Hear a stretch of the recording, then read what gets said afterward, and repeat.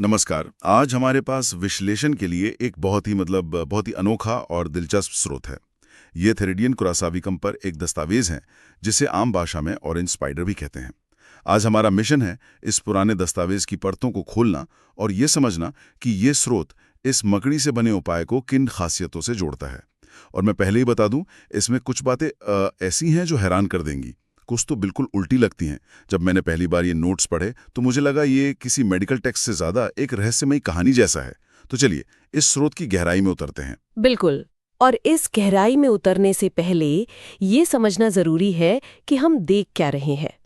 देखिए, ये जो दस्तावेज है ना, अपनी भाषा और बनावट से ऐसा लगता है जैसे ये किसी पुरानी होम्योपैथिक मटेरिया मेडिका का हिस्सा हो। Materia Medica? अच्छा। हाँ, मतलब एक तरह की निर्देशिका या कहिए एक एनसाइक्लोपीडिया, जिसमें किसी दवा से जुड़े हर छोटे बड़े लक्षण का ब्यौरा होता है। तो हमारा काम यहाँ किसी दावे पर फैसला सुनाना नहीं है, बल्कि एक जासूस की तरह इन सुरागों को जोड़कर ये देखना है कि यह स्रोत इस उपाय की क्या तस्वीर बनाता है। ठीक है, तो चलिए इसे परत दर परत समझना शुरू करते हैं। इस स्रोत में जो एक बात बार बार उभर कर आती है, जो इसका कह सकते हैं कि केंद्रीय विषय है, वो है हद से ज्यादा संवेदनशीलता। और ये कोई मामूली बात नहीं है जैसे तेज रोशनी का चुभना। यहाँ बात हो रही है ध्वनि और कंपन के प्रति एक ऐसी संवेदनशीलता की जिसकी कल्पना करना भी मुश्किल है। सही कहा। स्रोत में एक उदाहरण है जो मेरे दिमाग में अटक गया है। ये एक ऐसे सिरदर्द के बारे में बताता है जो किसी दूसरे के फर्श पर चलने की हल्की आहट या कंपन से भी बहुत ज्यादा बढ़ जाता है। जरा सोचिए, आप एक कमरे में हैं और कोई दूसरे कमरे में बस चल रहा है और आपका सिरदर्द असहनीय हो जाए। ये तो कमाल का स्तर है। और यही बात इसे दिलचस्प बनाती है।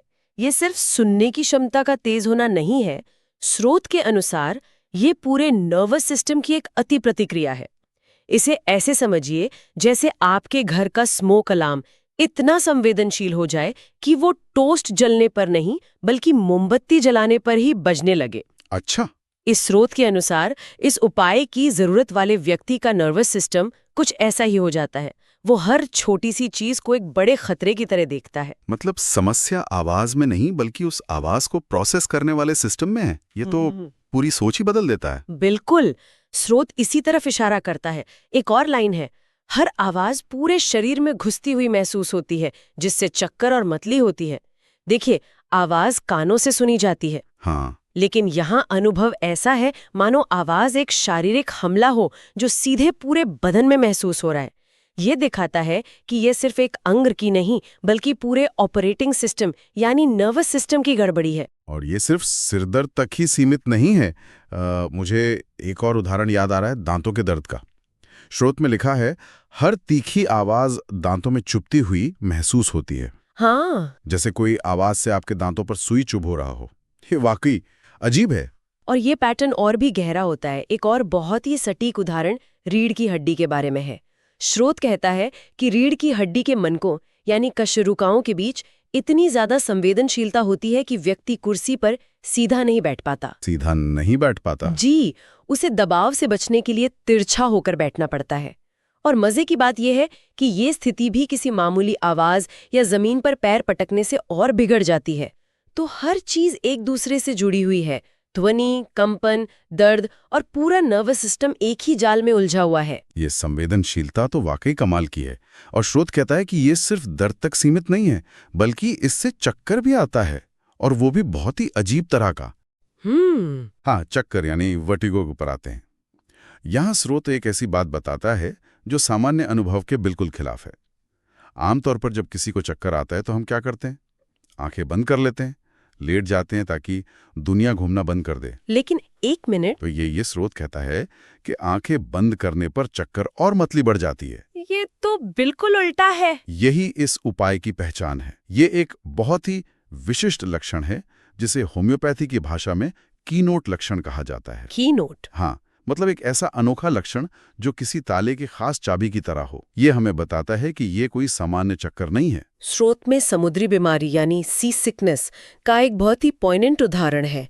लिखा है, घबराई हुई महिलाओं की समुद्री बीमारी वे जहाज की गति से बचने के लिए अपनी आंखें बंद कर लेती हैं और बहुत ज्यादा बीमार महसूस करने लगती हैं। ये एक बहुत ही दुखद तस्वीर है। वो राहत पाने के लिए जो करती हैं उसी से उनकी हालत और खराब हो जाती है। अगर हम इसे बड़ी तस्वीर में देखें तो ये लक्षण हमें चक्कर के स्रोत की ओर इशारा करता है। स्रोत इसे ऑरल या लैब्रिन्थियन चक्कर कहता है। इसका मतलब है कि ये समस्या शायद पेट या दिमाग से नहीं बल्कि आंतरिक कान से जुड़ी है, जहां हमारे शरीर का संतुलन केंद्र होता है। आंतरिक कान। जी, आज के समय में हम इसे मेनियर्स रोग जैसी स्थितियों में देखते हैं, जहां आंतरिक कान में समस्या के कारण संतुलन और सुनने की क्षमता दोनों पर असर पड़ता है। तो ये लक्षण एक तरह का फिंगरप्रिंट है। मतलब स्रोत के अनुसार अगर किसी को ऐसा चक्कर आता है जो आंखें बंद करने से बढ़ता है, तो ये सीधे तौर पर इस एक उपाय की तरफ इशारा करता है। बिल्कुल, ये इस उपाय को उन सैकड़ों दूसरे उपायों से अलग करता है जो चक्कर के लिए इस्तेमाल हो सकते हैं। ये बहुत ही सटीक और अनोखा है। ठीक है, तो ऐसा लगता है जैसे हम किसी व्यक्ति का एक खाका तैयार कर रहे हैं। एक ऐसा इंसान जिसका नर्वस सिस्टम बहुत ज्यादा संवेदनशील है, जिसे आवाज और कंपन से दर्द होता है, और जिसे एक ऐसा अनोखा चक्कर आता है जो आंखें बंद करने पर और भी बिगड़ जाता है। लेकिन कहानी यहीं खत्म नहीं होती है ना। स्रोत में और भी शारीरिक लक्षण हैं। हाँ, बिल्कुल। और ये लक्षण पहली नजर में बिल्कुल अलग थलग लगते हैं। जैसे एक जगह छाती में दर्द का जिक्र है, और वो भी बहुत सटीक जगह पर। ऊपरी बाएं सीने में कंधे की हड्डी के नीचे तेज चुभने वाला दर्द जो गर्दन तक जाता है। फिर एक और जगह हड्डियों में दर्द का वर्णन है। पूरे शरीर की हड्डियों में ऐसा दर्द महसूस होना जैसे वे टूट गई हों। ये कितना भयानक एहसास होगा। लेकिन रुकिए, अब मेरी उलझन बढ़ रही है। छाती में दर्द, टूटी हड्डियों जैसा एहसास, और फिर स्रोत में क्रॉनिक नेजल कटार यानी नाक की एक पुरानी समस्या का भी जिक्र है, जिसमें गाढ़ा, पीला, हरा और बदबूदार स्राव होता है। ये तीनों चीजें आपस में कैसे जुड़ सकती हैं? मेरी पहली सोच तो यही होगी कि ये तीन अलग-अलग समस्याएं हैं, न कि एक ही चीज के तीन पहलू। और आपका ये सवाल ही उस पुरानी चिकित्सा पद्धति और आज की सोच के बीच का फर्क दिखाता है। आज हम अलग-अलग लक्षणों के लिए अलग-अलग स्पेशलिस्ट के पास जाते हैं। सही बात है। लेकिन ये स्रोत इन सभी को एक ही माला के मोतियों की तरह देखता है। इस स्रोत के अनुसार ये सिर्फ अलग-अलग शिकायतों की सूची नहीं है। ये एक ऐसी जुड़ी हुई स्थिति को दर्शा रहा है जिसकी जड़ एक ही है, तंत्रिका तंत्र की अत्यधिक संवेदनशीलता। ये जड़ है, और छाती का दर्द, हड्डियों का दर्द और नाक का स्राव, ये सब उसी पेड़ की अलग-अलग शाखाएं हैं। अच्छा, ये एक समग्र दृष्टिकोण है जहां हर लक्षण एक ही मूल समस्या का बाहरी रूप है। तो ये कहानी और भी गहरी हो जाती है। अब हम उस हिस्से पे आते हैं जो शायद इस स्रोत का सबसे चौंकाने वाला हिस्सा है। स्रोत कुछ बहुत ही गंभीर बीमारियों के इलाज में इसके उपयोग के भी दावे करता है। इसमें डॉक्टर बारूख नाम के एक चिकित्सक का एक उद्धरण भी है जो इन दावों को और वजन देता है। जी। डॉक्टर बारूख का ये उद्धरण रिकेट्स, कैरीज और नेक्रोसिस जैसी स्थितियों के बारे में है। पहले इनके बारे में थोड़ा समझ लेते हैं। रिकेट्स यानी रैचिटिस एक भयानक बीमारी थी जो बच्चों की हड्डियों को कमजोर और विकृत कर देती थी। हाँ। और कैरीज और नेक्रोसिस का मतलब है हड्डियों और ऊतकों का सड़ना या मर जाना। इन भयानक बीमारियों के बारे में डॉक्टर बारूख कहते हैं, ये स्पष्ट रूप से बुराई की जड़ तक जाता है और कारण को नष्ट कर देता है।